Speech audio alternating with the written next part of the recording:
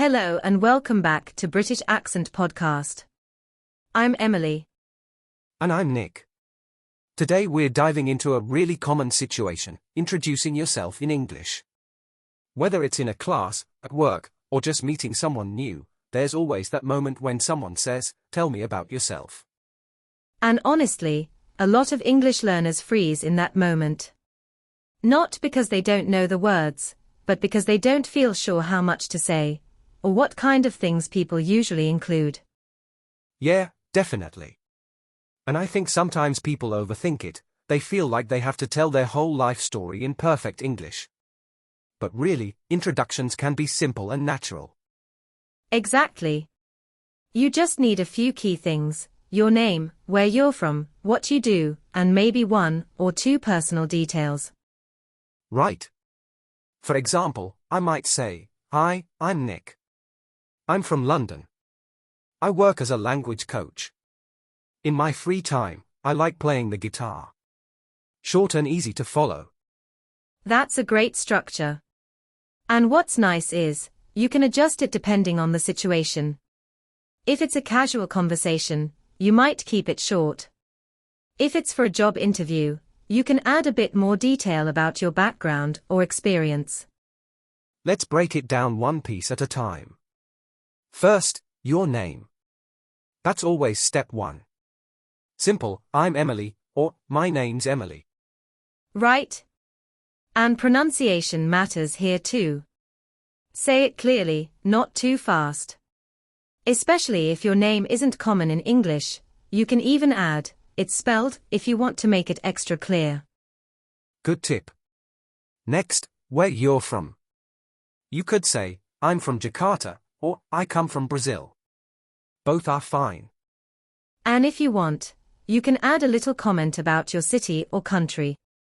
Like, "I'm from Tokyo. It's a really busy city, but I love it." Exactly. It gives the other person something to respond to, which helps the conversation keep flowing. Next, you can mention what you do. That might be your job, your studies, or even just saying, "I'm learning English right now." And again, you can add something small after that. For example, "I work as a designer. I really enjoy working with colors and shapes." It adds a bit of personality. And finally, a personal detail, like a hobby, a family fact, or something you're interested in. It doesn't have to be deep. Just something small to round out the introduction. Exactly. Like, "In my free time, I enjoy cooking," or "I love watching films." Simple things, nothing too heavy. And if you're not sure what to share for that last part, just think about what you usually do in your free time. Even saying something like, "I like listening to music," or "I enjoy going for walks," is perfectly fine. Right. You're not trying to impress anyone. It's just about giving a sense of who you are in a relaxed, honest way. And here's something else. If you feel nervous introducing yourself, practice saying it out loud a few times. You don't need to memorize a perfect script, but just get comfortable hearing yourself say those things. Exactly. It helps your brain get used to the rhythm of it. And once it feels familiar, you won't freeze up as much when someone asks you for real.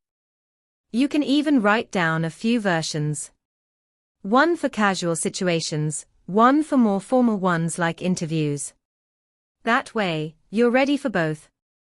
Yeah, like having a short version and a slightly longer version depending on who you're speaking to. And don't forget, it's okay to pause while you're speaking. If you need a second to think, take your time. It's natural, and people will wait. Actually, pausing shows you're thinking carefully. It's not a bad thing at all. Better that than rushing and feeling flustered. Exactly. And if you make a small grammar mistake while introducing yourself, don't panic.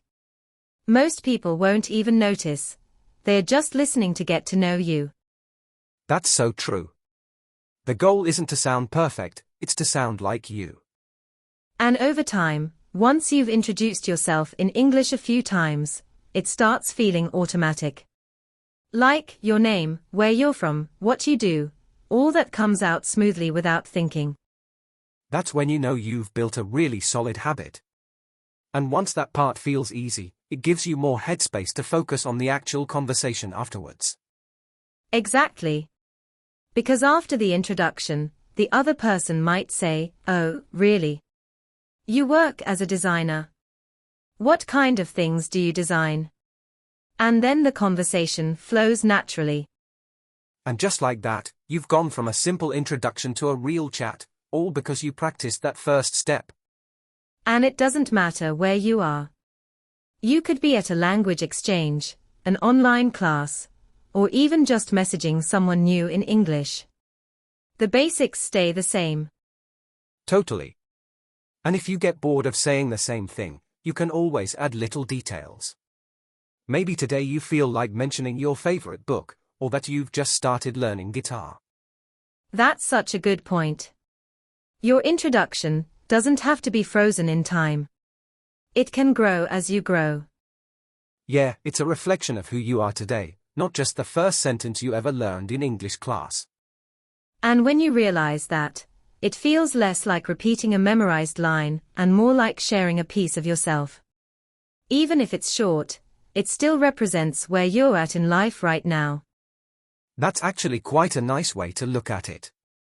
Like, your introduction becomes part of your English voice. It's not just words, it's your personality showing through in another language. Yeah. And I think that's why practicing this simple skill is worth it.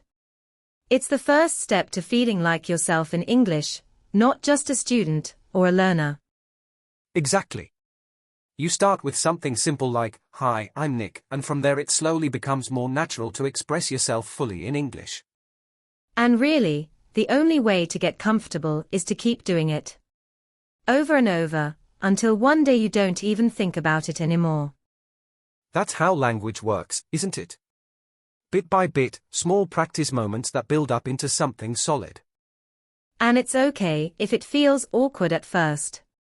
Everyone goes through that stage. It doesn't mean you're bad at English, it just means you're growing into it. Right. Same as learning anything else. It feels clunky until it feels smooth. And the only way through it is by actually speaking. And if you're listening now thinking, "But I don't have anyone to practice with," honestly, that's completely fine. You can practice introducing yourself, just to yourself. Say it in the mirror, record yourself, or even write it down and read it out loud. That's something I always suggest as well. No pressure, no audience, just you and your own voice, getting used to how those words feel when you say them. And once you're comfortable with that, it makes things so much easier when you do meet someone new. You're not starting from zero anymore. Exactly. And it's not about having the most interesting or exciting introduction in the world. It's about feeling steady, calm, and natural when someone asks, "Tell me about yourself." And to be fair, even native speakers sometimes pause or fumble when they introduce themselves. It's really not just an English learner thing. That's true. Everyone has those moments where you wonder, should I keep it short? Should I add more? It's normal. So if you take one thing from this episode, let it be that simple is perfectly okay. Just focus on saying it clearly and confidently. And remember, it doesn't have to be perfect. The more you do it, the easier it becomes, like building a quiet kind of confidence. Exactly. So whether you're introducing yourself in a class, at work, or just making a new friend, take your time, keep it simple, and let it reflect who you are. That's all from us today on British Accent Podcast. Thanks for listening, and as always, keep practicing, keep speaking, and we'll catch you in the next episode.